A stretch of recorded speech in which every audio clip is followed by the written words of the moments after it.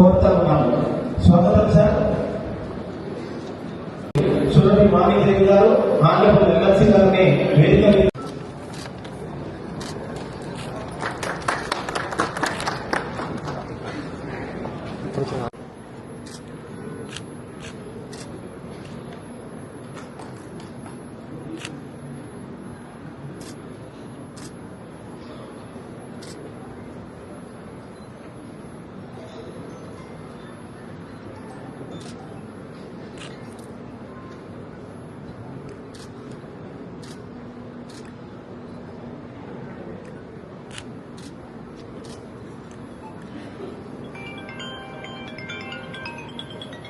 చేసినటువంటి గౌరవ శాసనసభ్యులు డాక్టర్ వంశీకృష్ణ గారు బోనస్ గ్యాస్కి 500 రూపాయలతో ఇప్పటికీ కొందరికి అప్లై చేసుకొని రాని వాళ్ళు ఉన్నారు.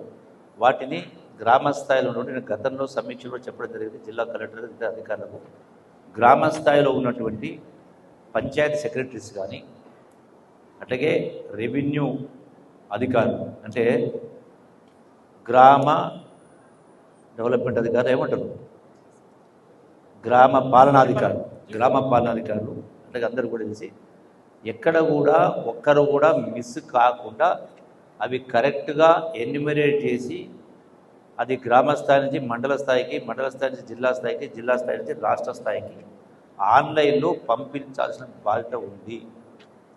వీటిపైన ఖచ్చితంగా ఒకవేళ ఎవరైనా లేదు అంటే ఆ గ్రామ అధికారిని, ఆ మండల అధికారిని బాధ్యులను చేయాల్సి వస్తుంది. వీటిపైన ప్రజలను ఇబ్బంది పెట్టేటువంటి కార్యక్రమం చేయొద్దని నేను స్పష్టంగా మనవి చేయడం కాదు, స్పష్టంగా నేను ఆదేశిస్తూ ఉన్నా. అట్లాగే ఈ యొక్క 99 రోజుల్లో 6 జూన్ నుంచి అంటే 6 మార్చి నుంచి 12 జూన్ వరకు చాలా రకాల కార్యక్రమం జరుగుతూ ఉన్నాయి.